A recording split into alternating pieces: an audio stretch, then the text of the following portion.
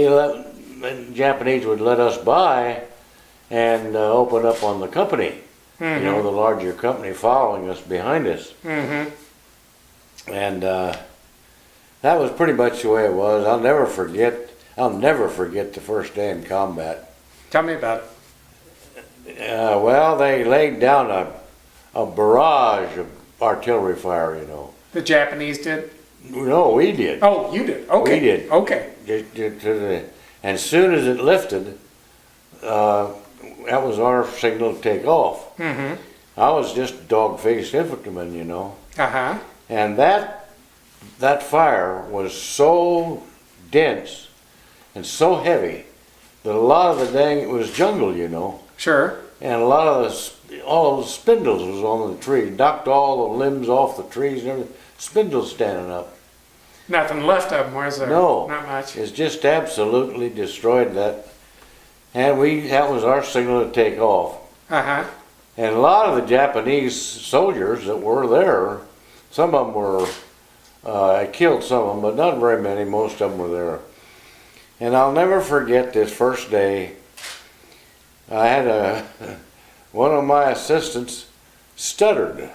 Uh-huh. And he says to me, he said, Jim. Went over like this, you know, and there was 3 or 4 Japanese sitting back in the jungle just waiting for us, you know. Well, I finished them off with my Tommy gun. Uh-huh. Well, all of us, we fired until there was no more. They were gone. Yeah. And we took off Uh-huh. from there. But that was the first day of combat when they laid down that terrific barrage of fire. Now, were these the first Japanese you'd actually seen, or at least live ones? Oh yeah, Yeah. I'd never seen one before. Yeah. And you know, they were, you know, it's difficult to express your attitude toward them now, you know, because Mm-hmm. they're friends and everything. But you know, you didn't think any more about killing them than you did rats back home, you know, on the farm. Well, tell people what my dad was a World War II sailor down in the South Pacific, and Yeah. he told me, you know, a lot about that, and you know, when I was a kid, he'd refer to them as Japs and other words that weren't real nice about the Japanese people, and tell people what the feeling was about Japanese soldiers at that time. Well, they were, you just despised them, you know. But now looking back, you know, they were very, very patriotic. They were good combat people. Mm-hmm. They were, you know, they were very, very patient. We dig foxholes. You know, it was so damn hot. You know, as soon as we got tired, well, we dug our foxholes and dig in for the night. Sure. And they would creep up at night. They would creep up, and they'd spend hours creeping up, and then all of a sudden, banzai! They'd come at you with bayonets and everything else in your foxholes, Mm-hmm. and we would, you know, we would just mow them down. Mm-hmm. They were. Okay. And so you went over to Luzon. Now that's a big island in the Philippines, if I. Right, Luzon. Right, it is Uh-huh. one of the larger ones. Okay. And And didn't get off of it until the war was over. whoa. I was when I went over there. The first scout. I was a replacement, you know. That's what I was going to ask. Yeah, I was a replacement. Uh-huh. And the first scout, they had a first scout. It was just killed, and I was named first scout. Uh-huh. Didn't know a thing about it. Didn't know anything, but I was the first scout. Oh. And tell people, what does a first scout do? Well, you have an assistant, first scout, who carries ammunition mostly, Mm-hmm. and the first scout's armed with a Thompson submachine gun. Okay. Well, it's it's automatic, you know. It Sure. just, and you could burn a clip up just, see there, you get a clip with, I believe 25, I don't know how many in a clip, I don't remember. Maybe it's 50, I don't know, but these clips, you're carried by your assistant. And you just push them in there. Uh-huh. You know, you've seen them, they just clip right in there.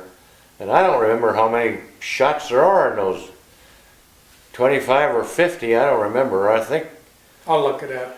I can look it up on my. yeah. Yeah. But anyway, you just, man, you clip that thing in there and you just mow them down, man. I mean, it fires fast. Uh-huh. Is it hard to shoot? Is it hard No, to shoot accurately? well, you gotta hold it down. Uh-huh. And, you know, it goes up in the air. You got That's what I yeah, meant. it comes up. You got to hold it down. Would you put it up to your shoulder to fire it, or would you Mine usually at your hip. hold it at your hip? Yeah, yeah. You did. I did. Oh, I guess maybe. Oh, it depended on the circumstances. I guess. I do remember having it up to my shoulder, but usually it's at your hip. Okay. Because it fires so rapidly, you know. Mm-hmm. You just spray. Mm-hmm. And your assistant carries a carbine, Uh-huh. and he carries your ammunition. Right. And then there's a BAR man, that stands for Browning Automatic Rifleman, Right. and his assistant. And the four of us are up front, ahead of the company about several hundred yards. Uh-huh. And to scout, you know, and probably really to draw fire. But they were in a defensive position. We were the aggressors, Mm-hmm. you know, and they were in a defensive position. Most of them, as I said, would let us by Mm-hmm. in order to get at the company, Sure. which was followed us, you know. I don't remember, a couple hundred yards back. We were up there all alone, and four of us. Mm-hmm. You know, after we got to Manila, things from the battlefield were valuable. Sure. You could sell them to non-combatants, you know. They were, anything would sell. Gosh, you know, most Japanese soldiers had a flag somewhere on them, Mm-hmm. wrapped up in their pockets. Some of them had them around them, you know. And we have these Japanese flags, and we found that one with a little blood on it or had a hole in it and everything was worth a lot more. So we accommodated them. We put holes in them, little blood, you know, and we'd sell them. Sure. And I tell you, I didn't even bring a single one home. Is that a scabbard on the outside of that bayonet? Yeah, There you go. that's one I brought home. I bought another one, and it's been taken. The kids played with it, you know. Sure. But this is one of them. I had another one that was a little more modern than this. But that's the kind I've seen, you know, in museums and so forth. I mean, the bolt action, and to Yeah. me, it seems like kind of a long barrel, especially for the Well, smaller this Japanese. probably was a sniper's Oh. rifle. Uh-huh. I'm sure it was. Anyway, this one I brought home. I don't remember for sure, but I think the soldier that had it got shot by me, Okay.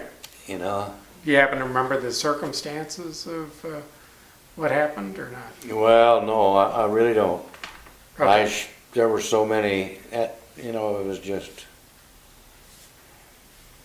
I can't tell you how many Japanese I shot, but there's a lot of them. Okay. All right. How long were you a first scout over there? I was, well, till the war ended. Okay. I was, and luckily, I never got a scratch. Uh-huh. Not on one. What do you attribute that to? Say it again? How do you think you were able to come through without a scratch? I guess part of it was just plain luck. Okay. And of course, we were in, well, toward the latter part of it, we were in sort of mop-up operations, Sure. over there, because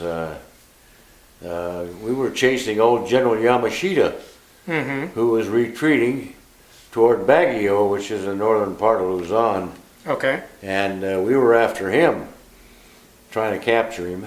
Never did. In fact, right after so many of the Japanese soldiers committed what we call harikari, Mm-hmm. they killed themselves. Sure. Sure. Most of them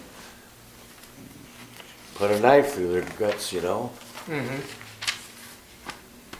Probably wasn't that uncommon to run across the soldiers that had committed suicide. Oh no, most of them though, we didn't go after them all. How there was just a lot of them committed suicide. Yeah.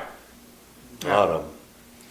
And then after Yamashita was retreating, Mm-hmm. why a lot of those guys were just left behind Mm-hmm. to fend for themselves. And we shot them, and a lot of them, as I said, just committed harikari.